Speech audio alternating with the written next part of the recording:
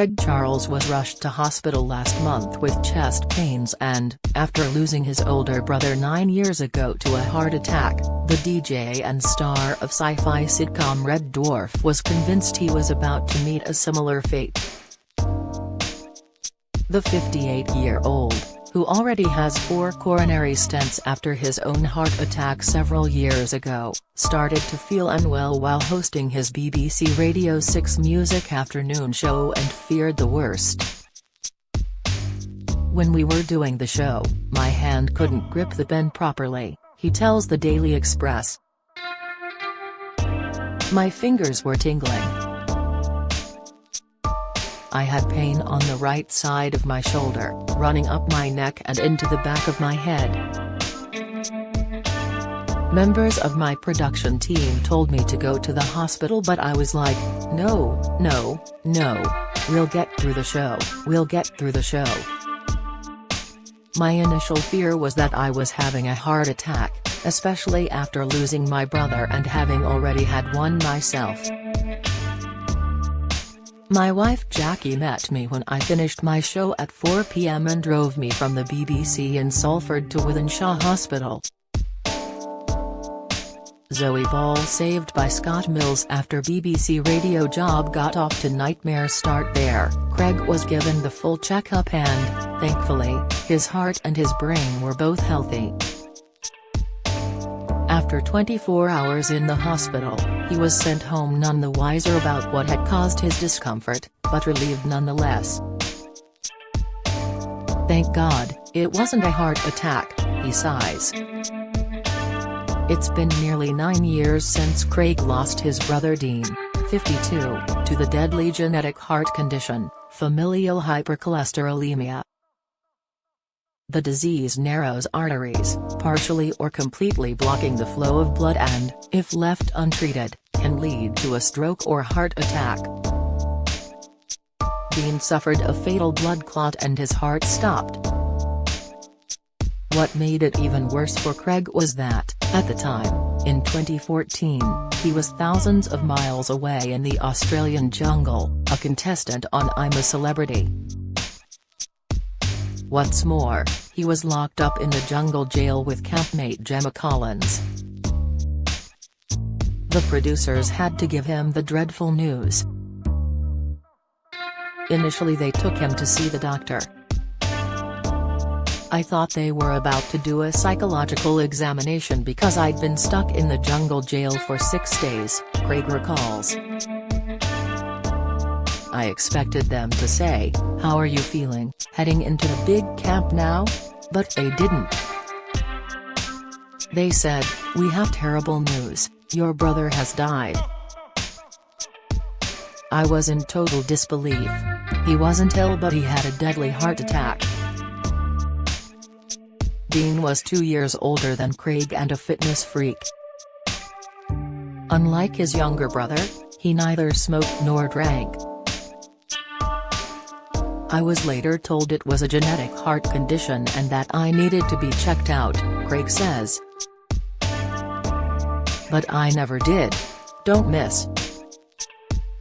Philip Schofield's celebrity fallouts and what they've said about Trude host, latest, Rylan Clark appears to aim jibe at This Morning's Philip Schofield, latest, This Morning dealt with crushing ratings blow as Holly and Phil ignore rift, latest, 4 years later, in 2018, the TV star's blasé attitude nearly cost him his life when he suffered a heart attack at home. It was only thanks to his wife that he survived. She had been abroad in Ireland when Craig started to feel sick. He phoned her to describe his symptoms, a tingling jaw and a cold sweat. Advised by her sister-in-law, a nurse, she told him to call an ambulance immediately. Unwisely, he decided to wait until her return to the UK the following morning. On the phone, the emergency services were extremely worried. The woman on the other end of the line was like, "What color is he?" And Jackie replied, "He's brown," Craig remembers. So, there I am, laughing my socks off and having a heart attack at the same time. His life was saved when surgeons inserted the coronary stents into the arteries in his wrist before guiding them up into his heart. The NHS staff were absolutely brilliant, he revealed in a previous interview. A lot of the surgeons were Red Dwarf fans. There's Lister in the bed, they said. But I was lucky. Since then, Craig has prudently toned down his party lifestyle. Well, I am 58, and you calm down naturally, he says. But I still vape. Is that my only vice? Well, I drink too much. It is hand in hand with being on the road. You have to live as well. Born in Liverpool in 1964, Craig began his career as a professional footballer, with a short stint at Merseyside club Tranmere Rovers. Later he toured the cabaret circuit with his quick quip poetry. However, he found real fame acting as Lister in the TV series Red Dwarf, starting in 1988. Very quickly he was thrust into the limelight, an experience he admits bewildered him. I was famous when I was young. There was no preparation, no fame school where I came from, he once said.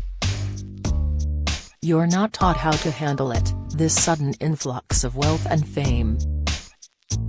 And I handled it all very badly.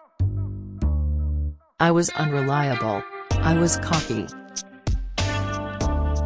I was always late. I didn't prepare things. I used to wing it a lot. By this stage, he was playing lovable cabbie Lloyd Mullany in Coronation Street. But after his brother's death, he re-evaluated his priorities in life. I decided to leave Corrie because I thought, if I pop my clogs now would I be happy with what I've achieved? And the answer came back as a no. After that, he did a second stint at Red Dwarf, as well as the gadget show, Moneybags, and his BBC Six music show. All these adventures would not have happened if I'd stayed in Coronation Street, he concedes. While Craig is a huge music fan and can often be seen up on stage dancing at one of his many DJ gigs, he's no spring chicken, as a recent knee injury proves. It's a disco injury and I suffered it when I jumped off a monitor at the Brixton Disco Festival 3 weeks ago, he reveals. I'm waiting for a cartilage operation. Craig told his kids, son Jack and 2 daughters Anna Jo and Nellie, about his stunt, and they had some advice for their father. Dad, you need a word with yourself, they told him. Nonetheless, he's determined not to let a dodgy knee slow down his DJing career.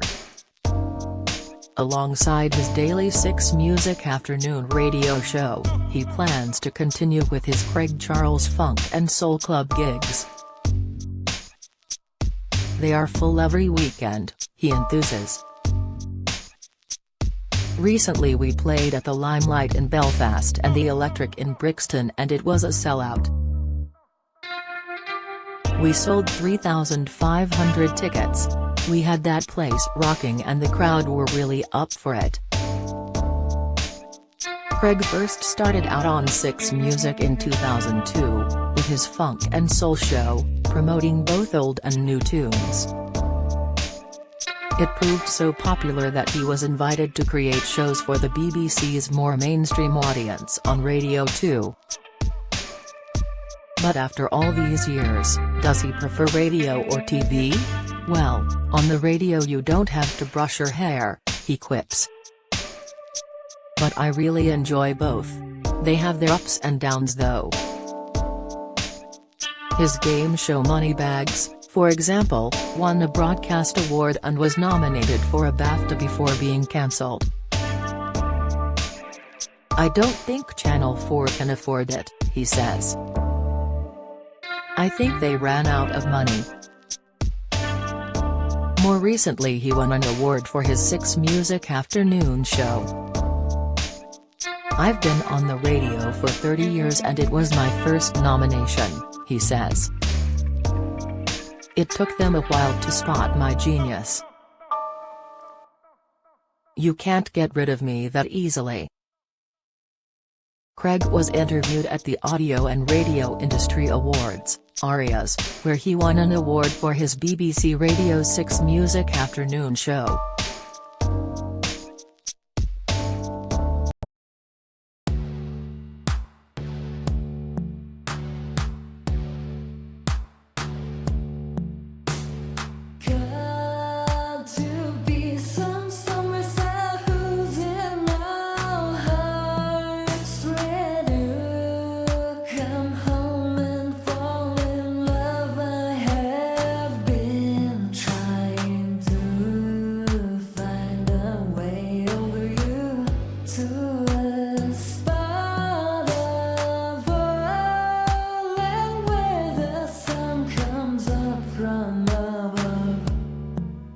Now take